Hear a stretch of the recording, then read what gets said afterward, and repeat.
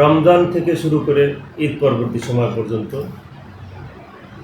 পুলিশের জন্য গুরুত্বপূর্ণ সময়। আমরা বিভিন্ন পরিকল্পনা করে নিরাপত্তা নিশ্চিত করার চেষ্টা করে থাকি। রমজানের 15 রোজার পর থেকে মার্কেটগুলোর দিকে বিশেষ নজর রাখার জন্য আমরা ফুড পেট্রোলের সংখ্যা বাড়িয়েছি, তারপর মোবাইল ডিউটি বাড়িয়েছি, হোন্ডা মোবাইল ডিউটি বাড়িয়েছি, তদারকি বাড়িয়েছি। এছাড়া আমাদের সাথে পুলিশের অন্যান্য সংস্থার যারা আছেন তারাও নিরাপত্তার জন্য কাজ করে যাচ্ছেন। আর রমজান পরবর্তী যে ঈদ আসতেছেন, এটা মুসলমানদের সবচেয়ে বড় ধর্মীয় উৎসব। এই উৎসবগুলোকে প্রচুর লোক ঢাকা ত্যাগ করবেন, তারা গ্রামে যাবেন। এই সময় আমরা এই সময়টাকে অনেক চ্যালেঞ্জিং হিসাবে নিয়েছি।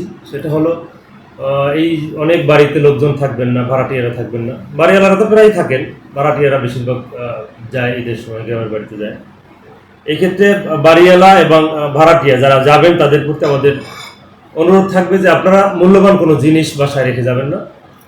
মূল্যবান জিনিসটা আপনার নিরাপত্তায় বা কোনো আত্মীয়র বাসায় রেখে যাবেন, বা নিরাপদ যেখানে থাকে সেখানে রেখে যাবেন, এবং দরজা জানালা উপযুক্তভাবে বন্ধ করে যাবেন। কারেন্টের লাইন যেগুলো আছে সেগুলো নিরাপদ যেভাবে থাকে সেভাবে রেখে যেতে হবে। আর দারোয়ান যারা আছে বা অন্যান্য ভাড়াটি আছে তাদের কারো ব্যাপারে যদি কোনো তথ্য দেওয়া লাগে সেটা থানা পুলিশকে দিয়ে যাবেন, এবং থানাকে আপনারা ইনফর্ম করবেন যে আপনাদের বাসায় এই সমস্যা হতে পারে। আর পুলিশের জন্য তো পুলিশকে পাওয়া এখন সবচেয়ে সহজ বিষয় হলো থানার নাম্বার, ওসির নাম্বার, 999 বা তারপর ডিউটি অফিসারের নাম্বার, সবই এখন মানুষের কাছে আছে। এই ক্ষেত্রে পুলিশের যে কোনো সেবা পাওয়ার জন্য মানুষ যে কোনো সময় ব্যবস্থা নিতে পারে। পুলিশ হলো সমাজের অবিচ্ছেদ্য একটা অংশ। প্রত্যেকটা সমাজে পুলিশ খুবই গুরুত্বপূর্ণ।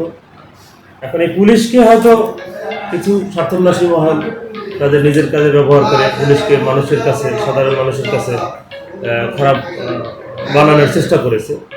পুলিশ তো খারাপ হতে পারে না। 5ই আগস্টের পরে পরিবর্তিত পরিস্থিতিতে আমরা পূর্ববর্তী যে ভুল ত্রুটি এগুলো সংশোধন করে আমরা স্বাভাবিকভাবে মানুষের সেবা দেওয়ার জন্য কাজ করে যাচ্ছি। প্রচুর লোক আমাদের সানন্দে গ্রহণ করছে।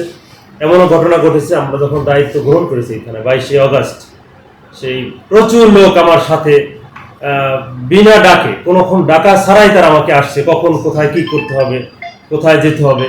তাই মানুষের সাড়া পেয়েই আমরা নতুন করে কাজ করতে পেরেছি, এবং আমরা আমাদের সাহস হয়েছে, এবং আমরা নির্বিঘ্নে এবং নিশ্চিন্তে আবার পুলিশের সেবাটা মানুষের দোরগোড়ায় পৌঁছে দেওয়ার জন্য কাজ করে যাচ্ছে। 999 হলো জাতীয় সেবার একটি অংশ, এবং এটা খুবই প্রভাব পড়েছে মানুষের মধ্যে। সেটা অনেক আগেই পড়েছে, মাঝখানে হয়তো 5ই আগস্টের কারণে কিছুটা ব্যত্যয় ঘটেছে, কিছুটা হয়েছে, কিন্তু ওইটা থেকে আমরা ওভারকাম করেছি এবং ওখান থেকে আমরা ফিরে এসেছি। 999 প্রচুর লোক 999-এ কল দেয়। আমরা কল দেওয়ার 5 মিনিট 7 মিনিটের মধ্যে আমরা যথাস্থানে হাজির হই এবং পুলিশের সেবা দেওয়ার চেষ্টা করেছি। মানুষ স্বাচ্ছন্দ্যে এবং নির্বিঘ্নে এই সেবাগুলো নিচ্ছে, এবং প্রচুর পরিমাণে 999-এ কল দিচ্ছে। কিছু কিছু ক্ষেত্রে দু একজনে হয়তো একটু 999-এ কল না দিলেও হয় এরকম দেয় কিছু, এটাতে আমরা কিছু মনে করি না, এরকম কিছু হতেই পারে। কিন্তু 999-এর মাধ্যমে মানুষ সে সেবাটা একবার দৌড় করে পৌঁছে যাচ্ছে। বিট পুলিশিং তো পুলিশের পূর্ব থেকেই নির্ধারিত এবং চলে আসছে।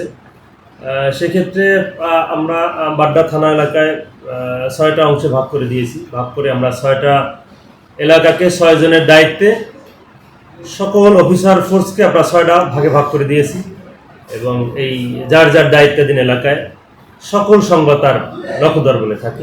কোথায় কোন প্রতিষ্ঠান আছে, তারপরে কোন জায়গায় মাদক ব্যবসা আছে, ছিনতাই হয়, এসব খবর আমরা খুব দ্রুত গতিতে আমরা পাই।